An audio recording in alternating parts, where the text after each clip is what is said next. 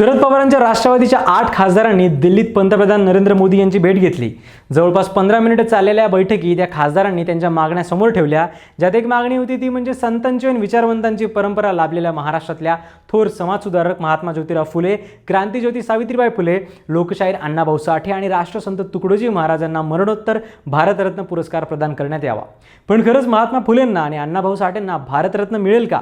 यासाठी कसे प्रयत्न सुरू आहेत, ते प्रयत्न कुठून आलेत, हे सगळे सविस्तर पाहूया त्या व्हिडिओमध्ये। नमस्कार, मी संकल्प पाटील आणि तुम्ही बघताय लगाव बत्ती। यापूर्वी महात्मा फुले आणि सावित्रीबाई फुलेंना मरणोत्तर भारतरत्न मिळावा यासाठी विधानसभेत मार्च 2025 मध्ये महाराष्ट्र विधानसभेने एकमताने ठराव मंजूर केला होता। महाराष्ट्र विधान परिषदेतही हा ठराव पास करून मग केंद्र सरकारला शिफारस करण्यात आली। अजून तरी केंद्राने याबाबत कोणताही अधिकृत निर्णय जाहीर केलेला नाहीये। आजही महाराष्ट्र केंद्र सरकारच्या निर्णयाची वाट पाहत आहे, कारण भारतरत्न केंद्र सरकार किंवा राष्ट्रपतींच्या शिफारसीवरून दिला जातो। म्हणून त्याच मागणीला धरून आज पवारांच्या खासदारांनी थेट पंतप्रधानांना गाठलंय।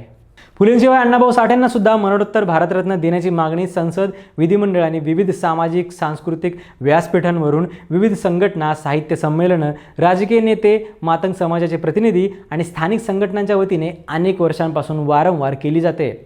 काही ठिकाणी महाराष्ट्र सरकार आणि केंद्राला निवेदनं दिली गेली आहेत, पण फुले दाम्पत्यासारखा विधानसभेचा औपचारिक राज्यस्तरीय एकमत ठराव हा अण्णाभाऊ साठेंच्या शिफारसींसाठी केल्याचं आढळत नाही।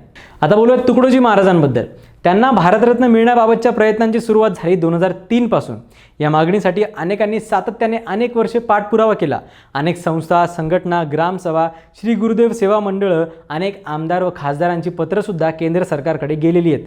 माजी मुख्यमंत्री विलासराव देशमुख यांच्या सहीने शिफारसपत्र जून 2006 मध्ये गेलेलं आहे। तसंच या मागणीसाठी यापूर्वी हंसराज अहिर, महादेवराव शिवणकर, रामदास तळस अशा खासदारांनी लोकसभेत वेळोवेळी प्रश्न मांडले आहेत, परंतु याची केंद्रातल्या सरकारने अजूनही दखल घेतलेली नाहीये। याबाबत विधानसभेत सुधीर मुनगंटीवार यांनी सुद्धा ठराव मांडला होता, पण त्याचंही पुढे काहीच झालं नाही।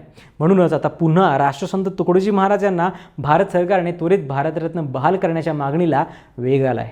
महात्मा ज्योतिराव फुले आणि सावित्रीबाई फुलेंना आणि तुकडोजी महाराजांना भारतरत्न दिला जाऊ शकतो का, हे पाहावं लागेल। आधी लक्षात घ्या, भारतरत्न कोणाला दिला जातो? भारतरत्न हा देशातला सर्वोच्च नागरी सन्मान आहे। हा कला, साहित्य, विज्ञान, सार्वजनिक सेवा आणि क्रीडा या क्षेत्रात योगदान देणाऱ्यांना दिला जातो। 2011 पर्यंत हा पुरस्कार फक्त कला, साहित्य, विज्ञान आणि समाजसेवा या क्षेत्रांसाठी दिला जायचा, पण 2011 नंतर बदल करण्यात आला आणि या पुरस्कारासाठी कोणत्याही क्षेत्राची मर्यादा ठेवण्यात आलेली नाहीये। त्यामुळे भारतरत्न कोणत्याही क्षेत्रातल्या व्यक्तीला मिळू शकतो, ज्या व्यक्तीने या देशाचा मान उंचावलाय। अशा व्यक्तींची नावं भारताचे पंतप्रधान स्वतः राष्ट्रपतींकडे शिफारस करतात। त्यासाठी अर्ज, फॉर्म, सार्वजनिक नामांकन वगैरे कोणतीही औपचारिक पद्धत नसते।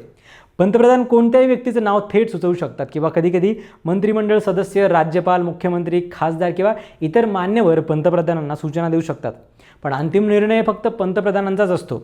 पंतप्रधानांच्या शिफारसीनंतर भारताचे राष्ट्रपती अंतिम मंजुरी देतात। त्यानंतर नावं भारत राजपत्रात प्रकाशित केली जातात आणि भारतरत्न सन्मानाने दिला जातो किंवा भारतरत्न मरणोत्तर सुद्धा देता येतो। भारतरत्न मिळालेल्या व्यक्तीला काय सुविधा मिळतात, तर भारतरत्न पुरस्कार देताना राष्ट्रपतींच्या हस्ताक्षरातलं एक प्रशस्ती पत्रक आणि तांब्याचं पदक दिलं जातं। हे पदक पिंपळाच्या पानाच्या आकाराचं असतं, त्यावर सूर्याचं चिन्ह आणि त्याखाली भारतरत्न असं लिहिलेलं असतं। भारतरत्न पुरस्कार मिळणाऱ्या व्यक्तीला कोणतेही आर्थिक अनुदान नसतं, पण हा पुरस्कार मिळाल्यानंतर संबंधित व्यक्ती जर कोणत्याही राज्यात गेली तर त्या राज्याचा तो व्यक्ती ऑफिशियल पाहुणा असतो। त्या व्यक्तीचं सरकारकडून अतिथी म्हणून स्वागत केलं जातं। त्यांना प्रवास, राहण्याची सुविधा मिळते। नियमानुसार सुरक्षा सुद्धा पुरवली जाते। भारतीय घटनेच्या अनुच्छेद 18(1) नुसार पुरस्कार मिळणारी व्यक्ती त्याच्या नावाच्या आधी भारतरत्न असा शब्द वापरू शकत नाही, पण ते आपल्या बायोडेटा, कार्ड, लेटर हेड अशा ठिकाणी राष्ट्रपतीद्वारे भारतरत्न सन्मानित किंवा भारतरत्न पुरस्कार प्राप्त व्यक्ती असा उल्लेख नक्कीच करू शकतात। महत्त्वाचं म्हणजे जर एखाद्या व्यक्तीला मरणोत्तर भारतरत्न पुरस्कार जाहीर झाला तर त्या व्यक्तीच्या कुटुंबातल्या सदस्यांना काही फायदे मिळतात। यात पत्नी आणि मुलांचा समावेश असतो। त्यांना राज्य सरकारकडून अतिथीप्रमाणे वागणूक दिली जाते। त्यांना वैयक्तिक कर्मचारी आणि ड्रायव्हर सुद्धा दिला जातो।